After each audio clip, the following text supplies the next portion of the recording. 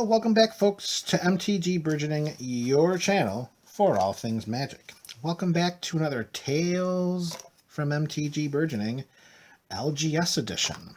And in today's video, we are going to talk about the EDH Commander League. And if you are looking for a video with deck techs or deck upgrades or rewards, well, this is not going to be the video for you. If you are looking to just kind of sit back and chill with some old school Magic nostalgia and stories and sorting out a whole mess of cards, well, then this is definitely your video. So just strap on back. If you're in your seat at home, your seat at work, or your seat in the car, and let's just talk about some Magic. So, EDH League play at my LGS. There is still, of course, even with the pandemic and everything. Once that gets settled, like everything else, will eventually return, I'm hoping. EDH League, you come in, you sign up to be in the league, you pay your weekly dues, either upfront or each week, week to week as you play. You get separated into your pods, and the league system worked on points. So it wasn't just about winning the game, because then, honestly, then the pods just develop into who can get the most powerful CDH deck to get their win first. And honestly, if I'm going to, carve out the time to go and play some Magic and take the time to drive there and get set up there and pay some dues and do some shopping at the card shop to sit down, and then a game is over in 4 turns because somebody comboed off with Teferi Temporal Mage or Temporal Archmage or something like that.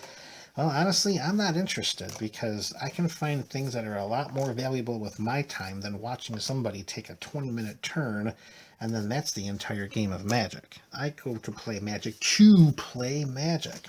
So these point systems were what were used to ascertain whether or not you were able to, make headway, have progress during the season.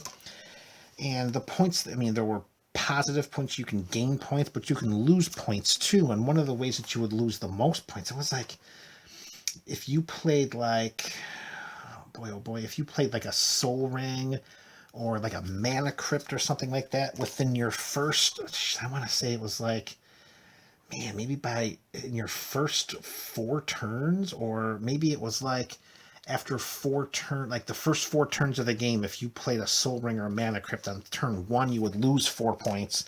If you played it on turn 2, you would lose 3 points, all the way up until the safety zone of turn 5. I think that's how that worked. That if you cast a Soul Ring or a Mana Crypt during the first 4 turns of the game, you were penalized however number of points it was, inverse to the turn order of getting down to that 5th turn. So that was a way in which you can get punished. And another way was that if you were, if you killed any player before turn 5 or turn 4 or something like that. I think it was turn 5, because I think there was like at least a 5-turn minimum to get no Soul Rings and no Mana Crypts in play. If you eliminated a player by turn 5 or before turn 5, you lost like 4 or 5 points. And that didn't make everyone aware of the points or even follow the points, because there were times that people were going up to check in at the end of the pod saying, yeah, -12 or -13. They win their pod, they get to move on to the final pod of the night, but they're not getting any points, and not getting the points is what you wanted to do, because when the season was over, yeah, you might have gotten some store credit with some, end of the night pod wins, but it was that invitational that you really wanted to get into. And the invitational was only offered at the end of like a 20 or 24 week season? It was something like that. It was like 20, 22. It was in the 20s. It was a long season.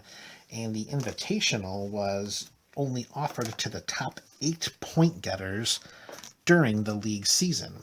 And I talked about how some of the ways you would lose points by doing things too quickly, but there were definitely some sweet ways to gain points. You could, let me think here, you would be rewarded if you were able to kill a player with your commander.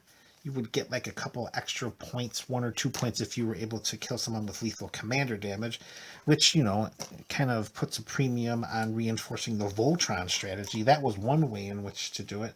I mean, there were other there were other ways to get points. Like you would get a point or two if you were the player that cast your commander the most times in a game. And I do remember that there were times that you would keep track of how many times you cast your commander, particularly if it was of lower CMC, like, you know, 1, 2, or 3, or 4, because you might get that point. You might get that extra 1 or 2 points saying, hey, you know, I might have lost the game, but I cast my commander 3 or 4 times, I'll get 1 point. And then that was that. Let's see, some of the other ways to get those points. There was something called... here was a ridiculous point thing. Oh, what was it called? Suicide bomb or suicide fall or suicide dive or something like that. Something having to do with suicide. And it was like ridiculous. You would get like 10 points if you eliminated every player at the table at the same time, including yourself. So you had to do something to kill all of the other opponents and yourself at the same time on the same turn, and that got you like 10 points. And I mean, you would finish a pod, you weren't getting 10 points in a pod, you were getting like maybe 4, 5, 6 points if you were able to, you know, not hurt yourself by casting a Soul Ring or a Mana Crypt too early. Some of the other things that you can, that suicide thing was ridiculous. That was pretty bad. I don't remember ever, I know I've never done it, but I don't know if anyone else ever was able to accomplish that feat. I don't seem to recall. Okay. So I'm trying to think of some of the other ways that you would get points. Like if you introduced the Monarch to the game, you would get a bonus points because that just encourages interaction within the playing of the pod. And that's what you really want to do. I mean, you go to play Magic, especially Commander, you want to play Magic. You know what I'm saying? And the Monarch really lets you do that. There was, like, if you dealt so many points of combat damage to one opponent in a turn, that got you a couple of points. You would keep track, like if, you know, you send a couple of dragons or big old tramply green boys into combat and you dealt like 15 points of damage, you make a little note, hey, I got these 2 points. That's going to look good at the end of pod printout.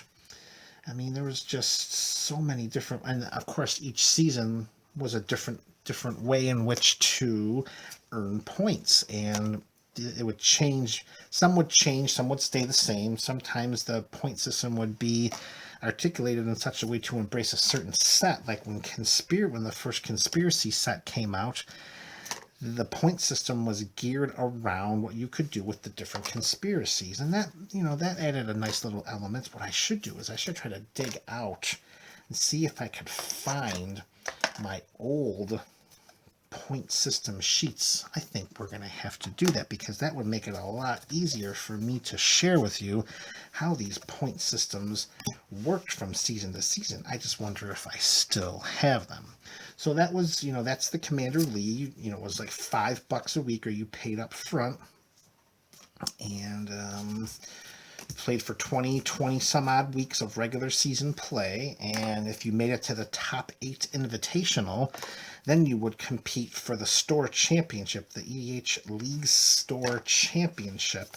And of course, wherever you placed after the 8-player invitational, either you were number 1 or number 8, wherever you were, you would get hooked up with some ridiculous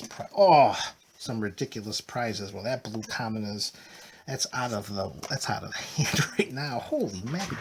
He's throwing cards around. All these reminiscences about these here memories. Yeah, it was the league. We played for 20, 22, 24 weeks to get to the invitational. And boy, I'll tell you, wherever you placed, man, those rewards were some sweet rewards. I'll tell you, I was never disappointed with any of my placement. Oh, let me reframe that. Because if you're not number 1, sometimes you're a little disappointed that it didn't happen. But I will say I was never, ever disappointed with any of the rewards that I got from any of the seasons I participated in the EDH League. And I want to say I participated in like 5 or 6 of them. That's it. And I'll tell you, those were some great times. EDH League is the best. And that is going to do it for this tale from MTG Burgeoning LGS Edition. We're talking about the Commander League, and I'm going to see if I can dig up those old Commander season score sheets. Let's see, maybe next time that we do a Tales from MTG Burgeoning LGS Edition. This is MTG Burgeoning, your channel for all things Magic.